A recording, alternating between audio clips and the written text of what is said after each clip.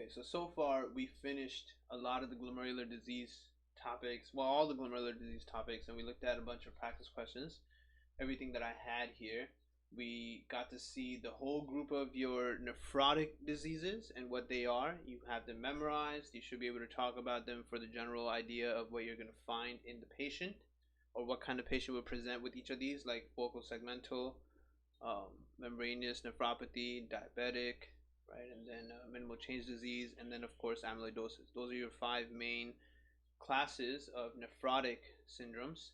And this topic that I have highlighted here is a heavy topic related to nephrotic syndrome, where patients who have a lot of proteinuria will lose a lot of antithrombin 3, will lose protein CNS, and because they lose all of that protein CNS in the kidney, then it's all there when it came to the kidney in your renal artery. But when the blood is leaving the kidney in the renal vein, those antithrombotic things are not there in the renal vein. So that leads to renal vein thrombosis. In almost all your nephrotic syndromes, this is possible. And the questions we did, we got to see that the most common thing that had that issue was your membranous nephropathy. Right? That's where you see it the most commonly. We saw it in this question. We also saw it in this question. Both of them were about membranous nephropathy. Huge topic. So that's your nephrotic stuff. And as far as nephritic diseases are concerned, they're actually a little more straightforward than the nephrotic ones. They're easier in my opinion. You have your post-streptococcal one, which is going to be a kid who had 2 to 4 weeks ago had a strep infection, and now they're presenting with blood in the urine. You can have IgA nephropathy who would also have an infection, but not 2 weeks ago, maybe more like 2 to 3 days ago, because they don't have IgA, their gut lumen is not protected, their respiratory lumen is not protected. So they usually get a respiratory infection that then leads to them coming in and presenting with blood in their urine, right? So IgA nephropathy versus PSGN, we did the comparative questions on that as well. Rapidly progressive was just the name of this crescenteric group of nephritides, right? So in CK, they didn't group it as RPGN. In CK, they just talked about each one of these individually. Good pasture, glycomatous polyangiitis, and microscopic polyangiitis. Those are your three things that are all really bad. Like they're going to lead to end-stage renal disease. They're all classified under rapidly progressive glomerulonephritis because that's exactly what they are. They progress really, really quickly. They're also crescentic because they form this crescent in here, as you can see this crescent moon on the right side, right? And that crescent is formed based off of the antibodies or proteins that these guys accumulate inside the kidney and inside the glomerulus more specifically, leading to really bad bleeding and downhill kidney function, really bad kidney function. It's a good pasture without autoantibodies to type 4 collagen. It's a type 2 hypersensitivity. Wegener was the C ANCA because Wegener, the name doesn't have a C in it, right? Neither does the name glycomatous polyangiitis have a C in it, so it's C ANCA. And we know that C ANCA is going to highlight the cytoplasm. P ANCA highlights the periphery of the nucleus. And as that C ANCA was involved, it was mainly just, the special thing about Wegener was that you had both upper and lower respiratory involvement, right? Nasal perforation, sinusitis, hemoptysis, cough, right? Both upper and lower respiratory involvement, as well as hematuria with renal involvement. Microscopic polyangiitis was very similar, but it didn't have upper respiratory involvement, right? So that was the key thing there. Between these three, these were your main three, probably the most likely to be tested type of glomerular nephritides, the blood ones, nephritic syndromes, right? So you have your PSGN versus IgA nephropathy, you have your three different RPGNs, then you have your diffuse proliferative. So we talked about everything proliferative. We said that things that are proliferative usually have a mixture of both things. Diffuse proliferative versus membranous proliferative, they both have nephritic and nephrotic issues to them. You find all kinds of things in them. Diffuse proliferative is also called lupus nephritis, if anything, because you usually see it in lupus patients. And that's going to be like a very one-to-one kind of topic. Lupus patients having diffuse proliferative glomerulonephritis. The spike and dome thing is because, as we described it, with the wire looping as well, we described it as a well, this thing itself, lupus nephritis, was wire lupus, the looping of the glomerular capillaries. What I'm talking about here is about membranous nephropathy. Nephrotic membranous nephropathy is also present in lupus. They're both lupus type patients. Membranous nephropathy also had other things though, not just lupus. It was a group of things, right? This had all kinds of infections as well as cancer in here. But both things can occur in lupus patients, so that's what I'm comparing here. And then membranal proliferative, also just like membranous nephropathy, also has hepatitis and all that in here. So these are not so bad. You spend some time, you get it down, and then you move on. So now we're gonna move on. Next thing, nephrolithiasis. This is a one-time thing. You should never really need to. This is what I often refer to things as one-time things, which is basically a topic that you study once, you get it down, and then you never come back to that topic again for revision purposes. You shouldn't really need to revise it. You should have it down the first time you study it, and not really the first time you study it, but you should have it down that one day where you're like, all right, this is it. This is my revision day. I'm gonna get it all down. I've already studied this stuff. You don't need to come back to this every time you do a practice question, for example. You should be able to kill it. All right, so renal calculi, very straightforward. Stones are most commonly calcium oxalate, but many other types exist. And as you're studying this topic, think of all those case scenarios you've looked at where people can develop renal stones. Risk factors include a positive family history, low fluid intake, gout, medications that can precipitate stones, post-colectomy or post-ileostomy, such as in patients who have Crohn's or ulcerative colitis. Mainly Crohn's is going to be the thing for this. Specific enzyme deficiencies, type 1 renal tubular acidosis, where remember type 1 was the more distal part of the nephron, and that one had alkaline urine. And hyperparathyroidism, which of course causes you to have more calcium retention, leading to calcium stones. Most common in older men, but that sentence is pretty irrelevant because it can happen to literally anyone in your questions. Presents with acute onset of severe colicky flank pain that may radiate to the groin, depending on which side, one unilateral groin, and is associated with nausea and vomiting. Patients are unable to get comfortable and shift position frequently, as opposed to those with peritonitis who lie still. Right, so you often have to compare whether or not it's a peritoneal problem, which requires surgery immediately, emergent laparotomy, or is it a ureteral problem. Now, if they tell you the patient has flank pain on one side, then it's a giveaway that it's a ureteral problem. But if they just tell you that the patient has a lot of pain or something, and they're having some rebound or not having rebound, but the whole peritoneum hurts, referred pain, etc., like that, that's peritonitis, right? We're having a acute abdomen. Acute abdomen could be really emergency issue or less of an emergency issue, and you have to differentiate based off of whether or not the person can move, right? If moving and shifting certain ways hurts even more, it's because certain muscles you're contracting are squeezing that stone into the ureter. Urinalysis may show gross or microscopic hematuria. Non-contrast abdominal CT scan is the gold standard for the diagnosis of kidney stones. However, plain x-rays of the abdomen are still useful for following the progression. Treatment of larger stones, contrast should be avoided.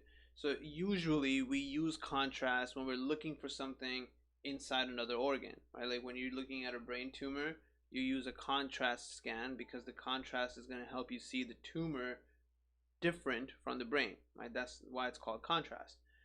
You're able to contrast the two things. So logically speaking, you would think that you would use contrast CT for this also, so you could see the non-normal thing inside the ureter. However, that's not the case here because unfortunately contrast needs to go through the kidney, and a lot of the contrast needs to be managed by the kidney, so you don't want to use contrast here in case they have some renal dysfunction as well.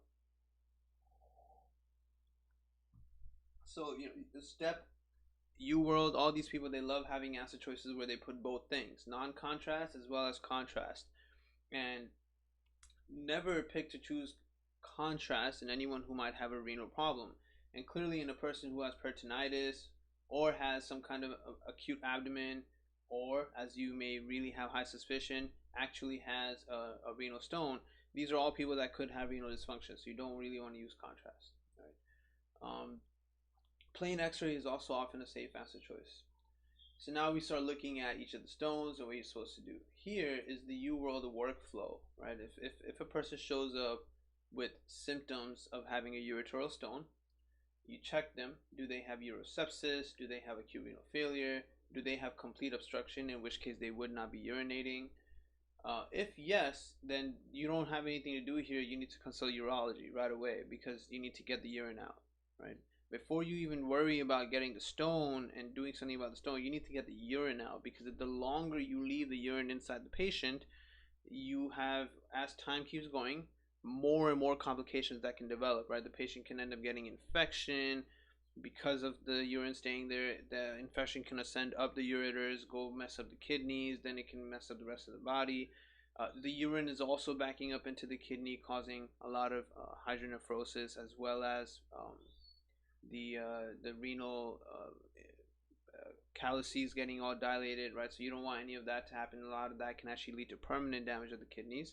So you immediately consult urology. Usually you'll try to do like a suprapubic catheter or something and just get the urine out. If the patient doesn't have urosepsis, acute renal failure, or complete obstruction, then you kind of sort of consider that a stable patient, and now you can go ahead and do your non-contrast CT or whatever you need to do, x-ray, ultrasound, depending on whatever answer choice best seems suitable for the patient, and check the size of the stone. Now, if it's a large stone, that's also a huge problem, literally a huge problem, right? You send, again, urology consult, which is an easy answer choice. If it's a smaller stone, less than 10 millimeters, and 9 millimeter stones are also kind of big, but that's the cutoff point that we are using for our workflow is 10 millimeters. So if the patient has a smaller than 10 millimeter stone, you just go ahead with medical management, right? Tell them to drink a lot of water. You hydrate them if you need to. Give them pain control, right? Opioids if necessary. Alpha blockers if necessary, especially if this is also related to some level of BPH. Strain urine, right? Get all the urine out as much as possible. And if that still doesn't help, if after that they're still having problems and the stone never came out in the urine, then again, urology consult. So almost all questions you'll ever get about this topic on CK will have the answer choice urology consult there. You're gonna have to use your best judgment to figure out whether or not that is what you need to do. Now, as far as the types of stones, so back here I came up with nice things to memorize all of that, so you don't have to keep revisiting it. And I think I moved that page into here too. Yeah, right here, right? So I put it into this book just to have it all in one place. So I wrote here, kidney stones can cause ureteral obstruction, leading to urinary reflux and glomerular scarring, which is an obstructive nephropathy. As a result, the glomerular filtration rate is decreased. You have increased serum creatinine in those patients to depict renal damage, whereas renal plasma flow is unchanged because the afferent and efferent arterioles are not involved in this process, right? Consequently, the filtration fraction is reduced. The glomerular filtrate of blood is usually acidified from about 7.4 to 6 in the urine. All of these stones precipitate at a pH of 7.4 except the calcium phosphate and the ammonium magnesium phosphate, which precipitate at a pH above 7. So to memorize that, I came up with this. Right, both of those that have phosphate, the word phosphate has pH twice in it to remind you of high pH, right? So calcium phosphate and ammonium magnesium phosphate are the only ones that precipitate at a high pH, alkaline pHs. The other guys, all the other stones we're going to look at here, they all precipitate in a acidic pH. Can lead to severe complications like hydronephrosis, pyelonephritis, and acute kidney injury. Obstructive stone presents with unilateral flank tenderness, colicky pain radiating to the groin, hematuria. Treat and prevent by encouraging fluid intake. Most common kidney stone presentation is calcium oxalate stone in a patient with hypercalciuria and normal calcemia. Right, you're going to see that a lot. They're going to have normal calcemia because they have use of the calcium, and they're actually making stones of the calcium too, so the calcium isn't really stacking up and floating around in them. They don't necessarily need to have hypercalcemia. Right, so that's what this is talking about. So if you look at calcium, right, the most common stones are 80% of them are calcium stones. Calcium oxalate more common than calcium phosphate. Right, you can see calcium oxalate, low pH, especially in patients who have hypocitrate urea. This is where you're going to see it. Calcium phosphate with high pH. Right, both of them are radiopaque. Urine crystals in the calcium oxalate one, they make dumbbells. So to memorize that, I just think of an ox lifting weights, right? So calcium oxalate ones are going to have a dumbbell or envelope shape. So what they're talking about for that, it looks like right here, like that, right? So it's easier to see the envelope idea rather than the dumbbell idea, but it really depends on the angle you're looking at it at, depending on the picture you're given.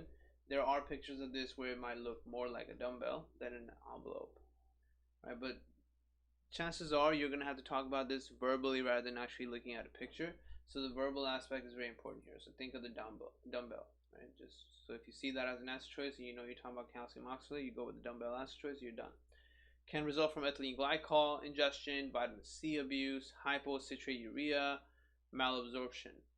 And this is very common in Crohn's disease questions. In Crohn's disease, we talked about it in Crohn's disease when we were there. Let me take you guys there real quick.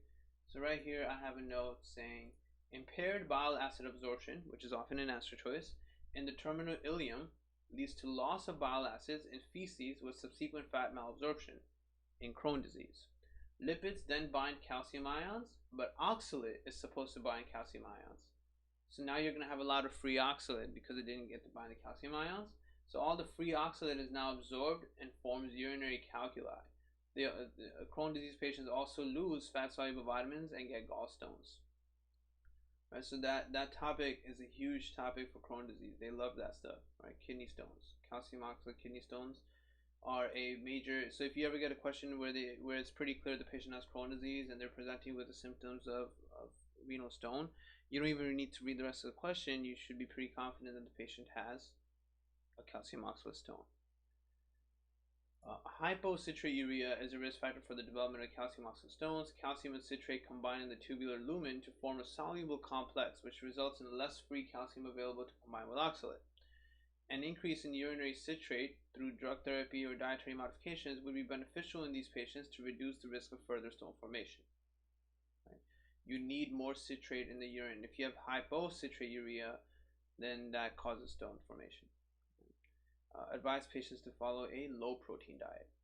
Right? That's always going to be something you'll have to pick as an answer choice too. So actually treating them involves thiazide diuretics, which remember we just talked about our diuretics as well recently, and when we were looking at our thiazide diuretics,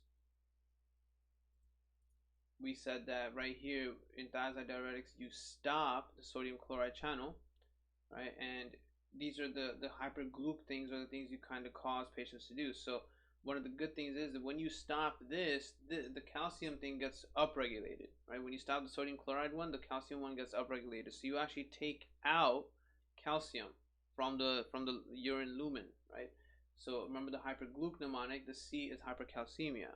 So what that means is that you would use that here to take the calcium out of the urine, right? Because remember, if you're making calcium stones, the patient themselves doesn't necessarily need to be a hypercalcemic patient. They could be. If the calcium stone is due to PTH excess activity, then yes, the patient might be hypercalcemic, in which case they're going to be urinating a lot of hypercalciuria. But you would still use the thiazide diuretic because the point there is to not have calcium in the urine, right? Thiazide diuretics reabsorb calcium. The patient would still be hypercalcemic, but that's a different issue you need to deal with, which the primary culprit there is the PTH, right? So get rid of the PTH forming parathyroid glands or use calcitonin or something. You really need to focus on what are they actually asking you, right? Don't shy away from picking thiazide diuretic as an answer choice just because your patient might be hypercalcemic, right? Your patient may be hypercalcemic, but the real issue is that they're hypercalciuric. And because they're urinating a lot of calcium, they're making calcium stones. So you need to reabsorb the calcium, right? And then deal with their hypercalcemia as a separate thing. Next one, ammonium magnesium phosphate. Very rare stone to have. Doesn't really form. If it ever does form, you should immediately think of Proteus, right? This is also known as a struvite stone. Accounts for 15% of stones, which honestly they're saying it's a pretty high amount, right? 80% was this, 15 is the second highest. Then they have uric acid and cystine. But although this might be 15% of stones, on USMLE that's going to be like, you can actually go through an entire test and never see an ammonium magnesium phosphate stone. It's just not that common on tests.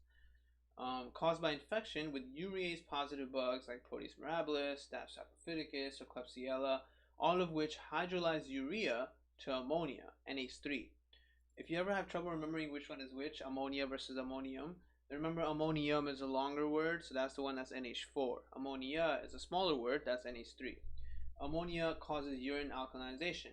Now, once your urine pH is high, you're at risk of having both ammonium magnesium phosphate stones or calcium phosphate stones. Anything that has phosphate in the name, right? Both kinds of stones can start forming. Commonly form staghorn calculi, which is why in this U-World image they gave him the staghorn, right? So the staghorn calculi is supposed to actually show up. You can see it. The whole calyx area of the kidney is this thing. That's your staghorn calculi right there. Just one big stone. This does not come out. This is not going to urinate out. You're going to have to consult urology. They're going to have to do surgery. Probably going to lose that kidney because this stone doesn't just come out. As you can see, it's too big. It's literally sitting inside. It's fitting in the kidney. The only way to take it out is either, I don't know if there's now a way to disintegrate the stone inside the kidney and then you urinate it out. But as far as I've seen, you usually have to just cut the kidney open and take it out, at which point that kidney is no longer going to be useful. Right? So treatment, eradication of underlying infection, and surgical removal of stone, which sucks because that surgery is probably going to render that kidney dead. Sketchy Micro had this thing here, Proteus mirabilis. Just imagine that instead of a big rock, he is actually on a coffin, so you can recall this coffin lid. That's something I added. If I could re-edit this image for Sketchy Micro, I would have him sitting on a coffin rather than on a rock, because you have to remember the coffin lid, which is the shape of AMP stones. I mean, ammonium magnesium phosphate stones look like coffin lids. Right? Pretty simple, straightforward thing. Issue is that most questions you'll get about these bugs will probably never be about the stone. It'll probably be something else related to what they have. Right? And Staph saprophyticus of these three is the most common. Right? Staph saprophyticus is the number 2 cause of UTIs in women. Number 1 cause of UTIs in women is E. coli. So if anything, you'll probably get a young woman who is sexually active, has a UTI, and now formed an ammonium magnesium phosphate stone. But I haven't really seen that much. Not really a common question. Uric acid, definitely, although it's only 5% of all stones, this is definitely a high stone in questions. You can tell from the name, it's uric acid, so it needs a low pH to precipitate. It's radiolucent, literally the only one that is radiolucent. So you should remember that from the U in its name. You won't be able to see it at all on CT. And it causes these weird rhomboid / rosette type of stones. They have these pictures here. I added this picture here as well because you should always look at more pictures of everything just to make sure things won't always look like the way they do here. Right, so you can see this like rhombus and square type of thing that's forming. About 5% of all stones. Risk factors are low urine volume, arid climates, and acidic pH. Strong association with hyperuricemia, which is pretty much the only time you'll ever see uric acid stones. Often seen in diseases with a high cell turnover. Treatment is to alkalinize the urine or use allopurinol, right, which we've seen already.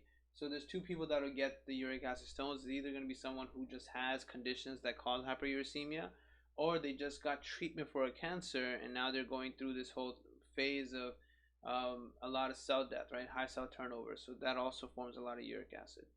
Right? Last one is cystine, which you should remember as sixtine. Right? So sixtine like this. Right? Sixtine stones have 6 sides like that, a hexagon, right? Hexagonal. Radiopaque, you'll be able to see it.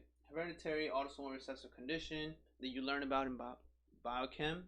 Cystine was related to the cola mnemonic, cystine, ornithine, lysine, and arginine. There's a disease where you get cystinuria because there's a problem in the PCT transporter, right? The cystine reabsorbing PCT transporter loses function, causing cystinuria, as well as ornithine, lysine, and arginine in the urine. Cystine is poorly soluble, thus stones form in the urine. The other guys are not so poorly soluble, so they don't make stones. But cystine does make stones. It doesn't dissolve in water. Usually begins in childhood, can form staghorn calculi as well. Sodium cyanide nitroprusside test positive. So now this is a huge thing, not a tiny matter. This is a huge issue. The fact that this can also make staghorn calculi means that if you get a question and they told you the patient has staghorn calculi, don't jump the gun and just pick one of these urease positive bugs, right? You might get a question where a young patient, kid who's maybe 6-7 years old, is forming staghorn calculi, and then they tell you that the pH is low, then that's a giveaway that this must not be ammonium magnesium-phosphate, so it's probably a cystinuria patient. Right? You have to combine the facts to get that stuff right. So make sure you approach that aspect of the topic. Treatment: alkalinize the urine because it's acidic. Chelating agents if necessary to chelate all the cystine, and a low sodium diet. Generally speaking, this is going to be relevant to the treatment of cystinuria itself from back in biochem, but that, as far as I remember, didn't really have much treatment either. It was more of a regulatory diet change kind of thing. Let's see, urea cycle, phenylketonuria, homocystinuria, and then cystinuria right here. Right? So this is the disease that's causing this issue. All right, cystine is made of two cysteines connected by a disulfide bond.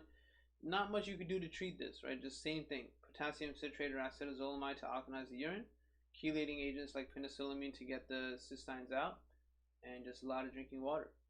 Right? But the problem they have is that they can't do anything with this in the PCT. So you need to take this out of their diet the best you can. But it's very hard to take this out of their diet.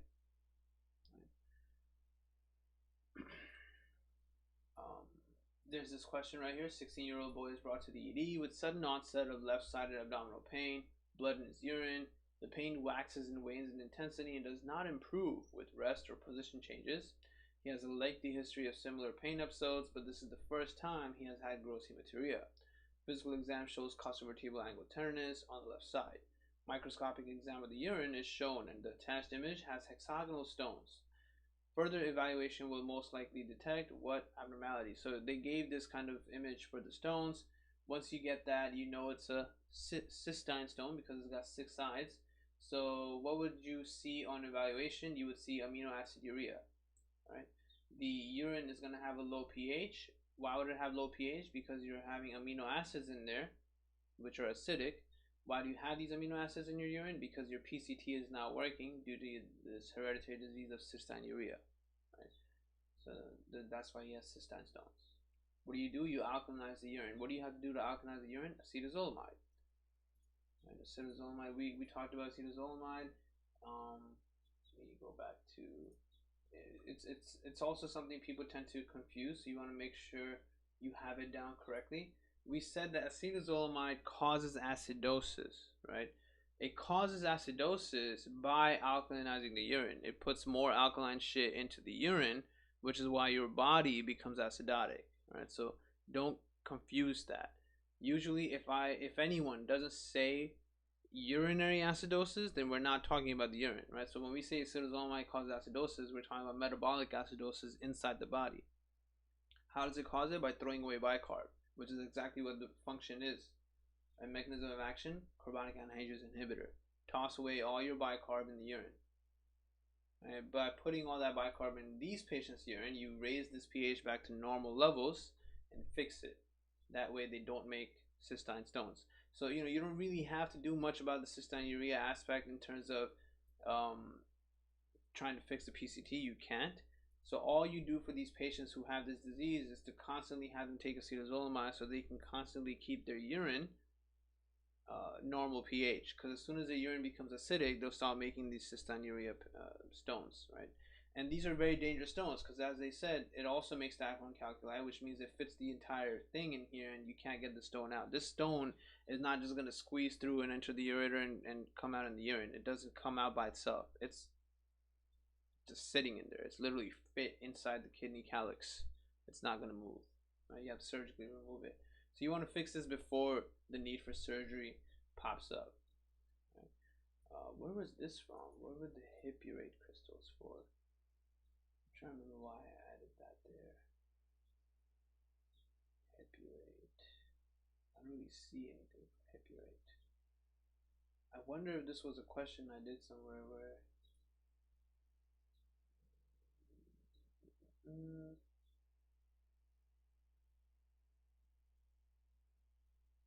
I mean, this is a pretty straightforward question that you can see. Okay, this is actually nice. It's a very straightforward question, but you can see why patients messed up. I mean, why students messed up. And this is the kind of shit that pisses students off, especially when it's AMBOSS, but this is very legitimate. They shouldn't be pissed off at AMBOSS. They should be pissed off at themselves, or they shouldn't even be pissed off in general and just learn, right? 33-year-old woman comes to the physician because of a 14-hour history of left flank pain associated with dark urine. An x-ray of the abdomen shows an 8 millimeter kidney stone. So according to our workflow, we would try to get rid of the stone now, not consult urology. In addition to adequate hydration, which of the following diets should be advised for this patient? Well, a lot of people, it was literally 50-50 thing. Most people got the correct answer, a low protein diet. Right? You don't want to have a high protein diet if you want to avoid having stones.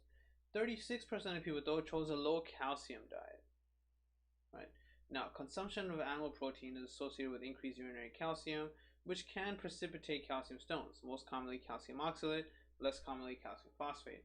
Calcium that is consumed will bind oxalate in the intestinal lumen and will be excreted in feces. A low calcium diet decreases intestinal excretion of oxalate, making more free oxalate for absorption, thereby precipitating calcium stones. So if you tell a person with a calcium stone to stop eating calcium, you're going to make them make more calcium oxalate stones. Right? And you should be able to deduce that idea from what happened in the Crohn's disease patient, right? Where in their intestine, because of Crohn's disease ileal injury, ileum is being affected heavily in Crohn's disease patients. Oh, okay, thank you. Yeah, I'll look at the hip rate thing right now. I have here in Crohn's disease that because of Crohn's disease involvement in the ileum, you effectively cannot absorb any of that stuff, right? So you can see here impaired bile acid absorption leads to more calcium binding lipids. So effectively these patients don't have any calcium intake because the lipid bound all the calcium and they didn't get to absorb it, right? So in Crohn's disease patients, it's possible to see hypocalcemia. And it's possible even with hypocalcemia to get calcium oxalate stones because now there was a lot of oxalate. That's the real problem, right? All that oxalate that's now going to go into the urine and in there bind with calcium, making calcium oxalate stones. Right? And so it's just telling me that the Hipparite stones are something you see here in cystine. Let me look that up real quick. What is this Hipparite stone?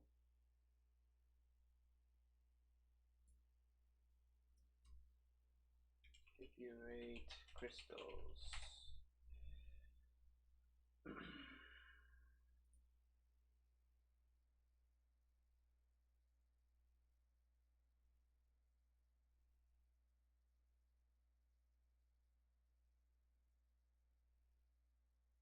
Hipparite stones are caused by an acidic urine pH and can also occur in healthy urine. I don't really see anything else about it though. That's the weird part. I usually don't, under cysteine, right?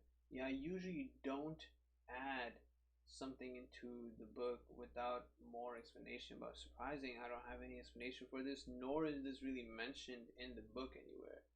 But I'm guessing I found it and I was like, this should definitely be here, so I added it. But I didn't just add it, I literally put in a lot of effort to add it. I moved, not a lot, but I moved the E image from here to here with cystine and then put this here, right? And this is showing you your calcium phosphate crystal, because they didn't show you how the calcium phosphate crystal looks like, and they told you it's a wedge shaped, which you could see. You can definitely appreciate the wedge shape, right? That's the wedge shape they're talking about, but it's pretty wacky looking, right? It's got this like really crazy spikiness to it that the others don't have. None of them have that spikiness. This is a very unique looking stone, which makes it a very testable stone because they can just give you that stone as a picture and not tell you anything else. Colorless crystals have blunt end needles, right? So very interesting to see that. But Hipparite stones are not really fun. Hipurate, so it is related to uric acid, but I'm not sure what the hip part is. And in uric acid, do they talk about it here? No, they don't talk about it here. And just rhomboid or rosette. So it is what it is, needle-like. All right, so we're good here. Just make sure you understand, since this is the #1 type of stone, that telling someone with calcium oxalate stones to stop eating calcium will form more calcium oxalate stones, because when they stop eating calcium, there's going to be more oxalate that didn't bind any calcium in the guts. Now that oxalate is going to make it to the urine and bind calcium in the urine instead, right? So the culprit here is the oxalate, not the calcium. Right? Coming back to earlier, so that's kind of all they really talk about here as well. They have the same pictures, same general knowledge, same pH information, nothing brand new. And now we can look at some of our questions here. So starting off, this one, 38-year-old woman comes to the emergency department for right flank pain radiating to the groin. She also has hematuria, but no dysuria or urinary frequency. She has no other medical problems and takes no medications. Temperature is 98, blood pressure is 110/80, pulse is 68. She has no costovertebral angle tenderness.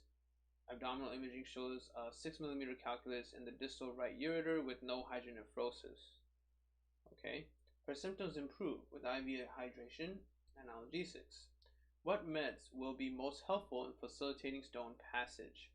So then they had all these answer choices, right? These were the three that most people picked: tamsulosin, furosemide, bethanechol. Okay, bethanechol is actually there's a mnemonic for this. It's Bethany call me to make X, Y, and Z happen, and it's a col. It works kind of like acetylcholine, and so it's taught with carbachol and a bunch of other medications that are all cholinomimetics. So you learn about that right here, mainly for crying purposes, right? It's you use this for urinary retention problems, and Bethany called me to activate your bladder. You use this to activate your bladder and help in urinary retention in patients with urinary incontinence, right? Not in stones. Okay, so although conceptually speaking, yeah, it'll make somebody urinate, it doesn't mean that it'll help somebody who has a urine stone urinate, because that patient's problem is not that she can't urinate. She's probably trying to urinate, she can't because there's an obstruction, not a problem with the bladder not activating, right? So that medication was definitely not the answer choice to pick, right? These people must have remembered that you can use this for urinary incontinence, but she doesn't have urinary incontinence. Furosemide is also another one that makes you pee, right? It's a water pill. You use it for edema purposes. This patient doesn't have edema. Again, doesn't make sense to pick that. Tamsulosin, you should know, is one of your alpha blockers. It's also not a Zosyn, it's a Losin. So it's the only one that's different from the others. Right here, right? These are all Zosins: prazosin, terazosin, doxazosin. Then you have this one, which is Losin. This one is special because it doesn't do anything to blood pressure, right? All the Zosyn alpha 1 blockers cause help you with hypertension, right? They actually cause hypotension. But tamsulosin does not do anything in terms of blood pressure. So you can give tamsulosin to someone who's normal blood pressure, right? Otherwise, if you give prazosin to someone with normal blood pressure, you'll definitely cause them to become hypotensive and then they can fall and die. So tamsulosin definitely something that helps with blood pressure, but what purpose does it have here? Well, we saw it. We saw it being mentioned right here in the step 1 book, actually, that you can use.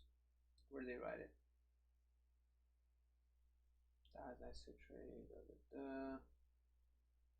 Was it in the step 1 book? Or I think it was in the CK what we were reading right here.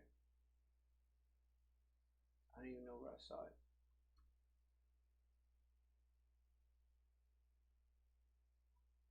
Oh, we didn't get to here. We didn't read this part yet, but yes. We didn't get to treatment. We stopped after right up here. I saw it earlier before making the video. We read up to here the diagnosis stuff, and then we moved into looking at the stones, but there's more to it. So I mentioned that you could also do ultrasound. We never read it here, so yeah, you could do ultrasound. Ultrasonography is actually preferred for pregnant women in whom radiation from CT or even X-rays should be avoided. Kidney, ureter, and bladder radiography identifies radiopaque stones, but will often miss stones that are smaller or radiolucent, which was your uric acid stone. And IV pyelogram is rarely used, so don't ever really pick that as an answer choice. Treatment, best initial test, obviously hydration and analgesia, stop the pain, keep them hydrated. Alpha 1 blockers like tamsulosin and calcium channel blockers like nifedipine reduce the ureteral spasm and facilitate stone passage of ureteral stone that is less than 10 mm, reducing the need for analgesics. That's how tamsulosin helps, right? It's also the only one you'll pick. Don't pick terazosin or any of the other zosins for reasons I just explained, because it will cause hypotension. You could pick it if the patient has hypertension, but it still doesn't make sense. I would avoid picking any of the others, because if a patient has hypertension, they're not going to be taking this Zosyn medication forever. It's just you're right now. The question is just how are you going to get rid of the kidney stone, right? So we're not trying to treat blood pressure. So don't pick a Zosyn, because Zosins are for blood pressure, right? But tamsulosin is just for losing the stone, right? That's why the name is Losyn.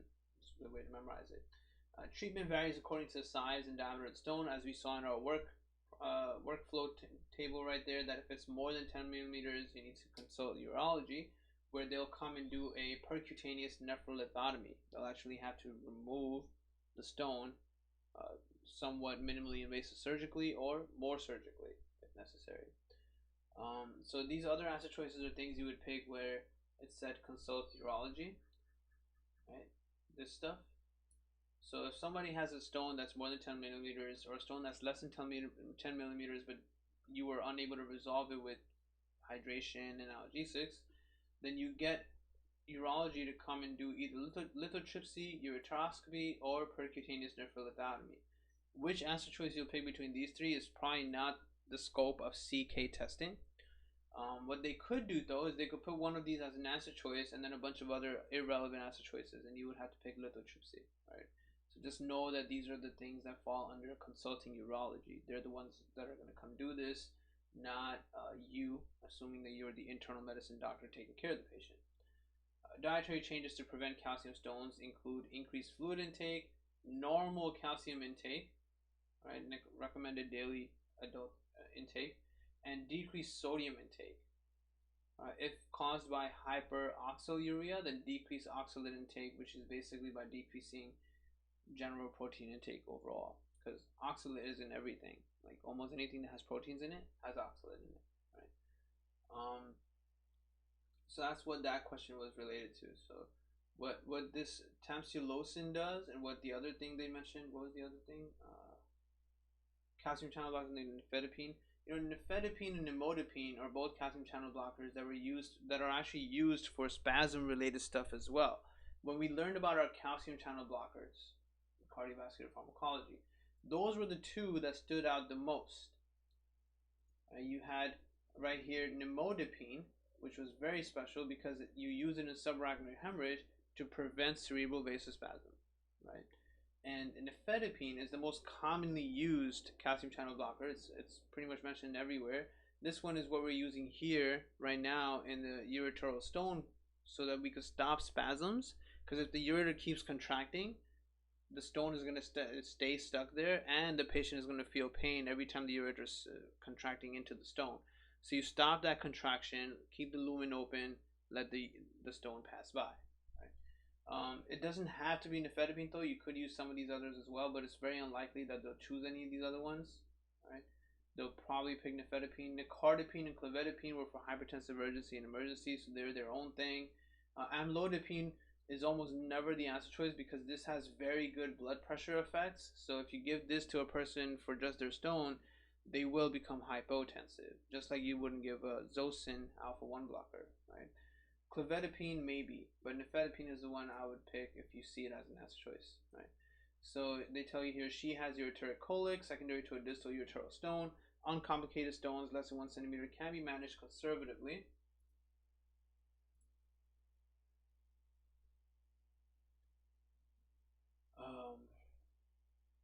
With hydration, analgesics, and alpha blockers. Alpha receptors are found on the distal ureter, base of the detrusor, bladder neck, and urethra.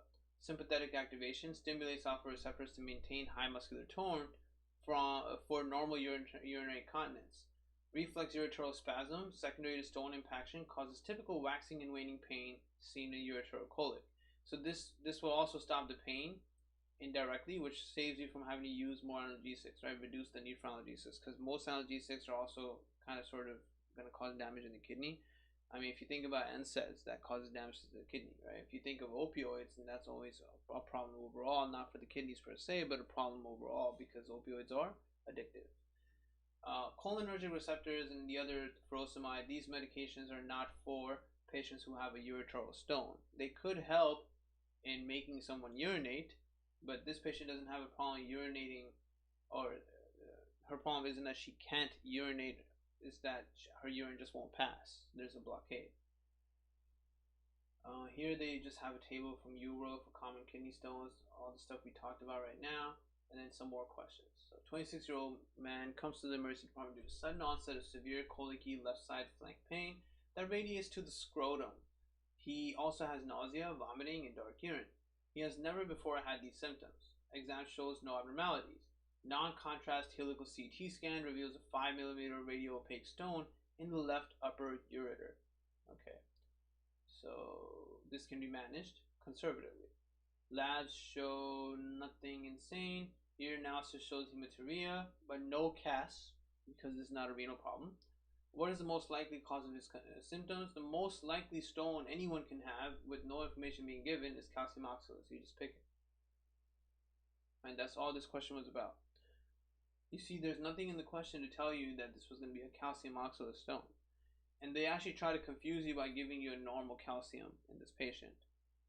But you don't need to be hypercalcemic to get calcium oxalate stones, right? We discussed that. So that's all this was. 50-year-old man comes to the emergency department due to sudden onset of severe colicky pain in the right flank. He was admitted twice previously for similar symptoms. On both occasions, he was managed conservatively and sent home. He has no other medical problems and no history of urinary infection. He usually eats pre-cooked food from a local store and has a soda with each meal. Does not smoke, drink, or use drugs. Vitals are stable. He's given IV fluid and pain meds. Looks like he's got some infection now, possibly. Well, no, not really, because there's no band cells, but it could be. It could be. We'll keep that in mind. Leukocytes are more than 10,000. Renal function is good. CT scan of the abdomen without contrast reveals renal calculi. Urinalysis shows moderate levels of blood and calcium oxalate crystals. What is the best recommendation for the prevention of future stones in this patient? Not present. This is the same kind of question as the one we did. Where did we do it? Earlier from Amboss. Right here. Same question. Right, where a lot of people fell for picking low calcium diet. That is the wrong answer choice. You can see only 30% of people chose the correct answer, limited sodium intake, while 20% chose decreased dietary calcium intake, and 15% of people chose high doses of vitamin C. Okay. The most common renal stones are calcium stones. Increased sodium intake enhances calcium excretion, and low sodium intake promotes sodium and calcium reabsorption through its effects on the medullary concentration gradient. Reabsorption of sodium and calcium is coupled via complex mechanisms involving the calcium sensing receptor in the thick ascending limb of Lupin Penley, which we talked about when we did renal physiology. Therefore, patients with recurrent renal calculi should be advised to restrict sodium intake. If these patients continue to develop renal stones, their urine sodium levels may be checked to evaluate adherence to a sodium restricted diet. Calcium binds oxalate to form inabsorbable calcium oxalate in the GIT. Calcium restriction, right, and this inabsorbable calcium oxalate in the GIT just gets pooped out. Calcium restriction may increase the amount of free oxalate absorption, leading to hyperoxaluria and urinary calcium oxalate stones, and that's going to be bad. Increased vitamin C intake promotes hyperoxaluria as well. Patients should be advised to restrict oxalate-containing foods, chocolate, tea, peanuts, right, all kinds of things that have oxalate. Very confusing stuff. Got to be careful with that because we don't grow up learning what has oxalate in it, right? They don't really mention much of that either. So it was good that URL question just told you some of it. Now the vitamin C thing. Look, you get calcium oxalate stones when you do vitamin C abuse. Someone who's overdosing on vitamin C. So, whatever this group of people that recalled was the opposite. Right? They remembered the opposite. This is a person with a calcium oxalate stone. They should not take vitamin C. Right? 17-year-old man comes to the emergency department and complains of intense left flank pain that radiates to the groin. He refers to his symptoms as stone passage, which he has experienced so many times since childhood. Okay, so he's basically come to just be one with this. His uncle has the same problem. Urinalysis shows hexagonal crystals. Ooh, That's a giveaway, right? Urinary cyanide nitroprusside test is positive, which is another giveaway. UWorld likes to do this so they can kind of create a picture for you of all the things that happen together. And these are all associated topics. Hexagonal crystals and urinary cyanide nitroprusside both being present at the same time is obvious because this is a cystinuria patient, which is why the hereditary aspect is also mentioned. This question paints a full clinical picture of cystinuria. On STEP, you're not going to get the full clinical picture. You're going to get half the clinical picture, and you have to figure out the rest by having a good suspicion. So what's the most likely cause of his condition? His PCT doesn't work. He's losing the COLA group of amino acids. He must have very acidic urine, and now he's getting cystine stones. How do we fix this? Give him acetazolamide, alkalinize his urine, he'll be alright. 45-year-old woman comes to the ED with vomiting and severe right flank pain that radiates to her groin. She has been to the ED twice in the past due to similar episodes of renal colic. Previous imaging showed radio-opaque stones. The stones passed spontaneously and she did not seek further medical care. Imaging now shows another ureteral stone. 24-hour urine collection shows urinary calcium excretion of 350. Normal is less than 250 in women. Labs show a serum calcium of 8.9. Serum PTH is also normal. Further investigation fails to reveal a cause to her hypercalciuria. Apart from advising increased fluid intake, what intervention will best benefit her? A thiazide diuretic, which would stop her from urinating all this calcium, because thiazide diuretics reabsorb calcium. Right? This is part of prevention of recurrent calcium nephrolithiasis, not just general nephrolithiasis. But 80% of stones are calcium, so that's why they write it this way. Right? You could either give thiazide diuretics, you could use urine alkalinization with potassium citrate, bicarbonate, salt, or allopurinol for the uricemia related, the urate stones, right? Now, urine alkalinization, you have to be careful though. If they tell you it's a calcium phosphate stone, then urine alkalinization would further worsen that, right? So thiazide diuretics is the way to go if you just want to get calcium out of the urine, right? But never pick the answer to stop eating calcium. That is not the case. If you stop eating calcium, we've learned you're going to make more calcium oxalate stones. 37-year-old woman comes to the ED due to severe left-sided flank pain that started a day ago. The pain began acutely, is intermittent and colicky, and radiates to the groin. She has had associated nausea, 2 episodes of vomiting, and hematuria. Today she developed fever and chills. Temperature is high, blood pressure is high. Physical exam shows left costal vertebral angle tenderness to percussion. CT scan of the abdomen and pelvis without contrast reveals a 5 mm stone in the left mid-ureter with dilation of the proximal ureter. So there's urine being held back by a tiny stone. What is the strongest indication for an urgent urologic consultation with this patient? Right, so this is related to our workflow thing. Even though it's a small stone, when do you call somebody for help even though it's a small stone? Well, it's going to be a type when you see one of the 3 major issues, right? What were the 3 major issues? Urosepsis, renal failure, and complete obstruction, which she tends to look like she has. She definitely has urosepsis. Her infection is there. She's got high fever. Renal failure isn't being told in the question. There is obstruction, not complete obstruction, but obstruction on that one side, right? So for this question, the correct answer was fever and chills. While 35% of people chose ureteral dilation. But ureteral dilation is obstruction on one side, not complete obstruction. Complete obstruction would be like the patient cannot urinate at all, period, right? She has acute flank pain and nausea due to ureteral lithiasis, which is confirmed on CT. Initial management includes NSAIDs for the pain, hydration, and antiemetics like metoclopramide, because that flank pain does make them vomit a lot. Patients should be counseled to strain the urine to confirm passage of the stone and recover the stone for qualitative analysis. Patients with signs of urosepsis, as in her, or patients with signs of anuria cannot urinate at all, aka complete obstruction, acute kidney injury, or refractory pain that isn't getting better with their pain medication require urgent urologic consultation for possible percutaneous nephrostomy or ureteral stent insertion. In addition, those with large stones that are unlikely to pass spontaneously, or those with stones who do not pass within 4 to 5 weeks, also need urologic consultation. Ureteral dilation is seen in almost all of those symptomatic stones and would be expected given that ureteral obstruction is the source of much of the pain in these patients. And you don't always get urologic consultant for kidney stones, right? So why would you pick ureteral dilation? Ureteral dilation is like one of the main symptoms of having a kidney stone. It's blocking urine from passing, so that ureter gets fatter with all the urine that's accumulating behind the stone. We don't get a urology consult for every single patient with a ureteral stone, right? So that's how you think of these answers and imagine real life scenarios. You just get rid of that answer choice. So very surprising that half and half. You know, fever and chills you would think would be more than enough for you to get a urology consult, but apparently it's not. It's sepsis. She's going to eventually go into septic shock if we don't deal with it.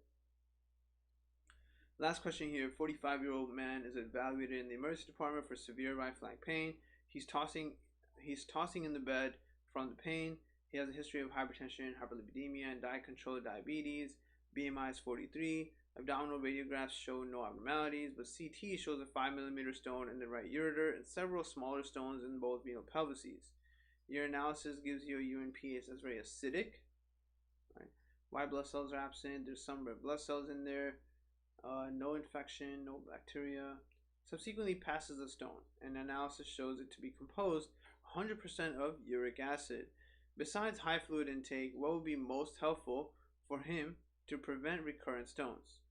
Another question that really messed people up. Now, the thiazide diuretic didn't make any sense here at all. Why would you give this person a thiazide diuretic? We know what thiazides do. Their job is to take calcium out of the urine and reabsorb it, so you don't make calcium stones. This patient didn't make calcium stones. This patient needed potassium citrate, right? There are three possibilities when a patient has symptoms of renal colic but no stones on radiograph: a radiolucent uric acid stone or xanthine stones, small calcium stones, or non-stone ureteral obstruction from a blood clot or tumor. He has uric acid stones, which cause about 5% of adult nephrolithiasis. These have low urine pH due to defective renal ammonia excretion and hyperuricosuriia. Treatment involves hydration, alkalinization of the urine, and a low purine diet. Allopurinol can be added if symptoms recur despite initial measures, especially if hyperuricosuriia or hyperuricemia occur. But the potassium citrate will be just mainly for alkalinizing the urine, right? Because we saw it forms in low pH.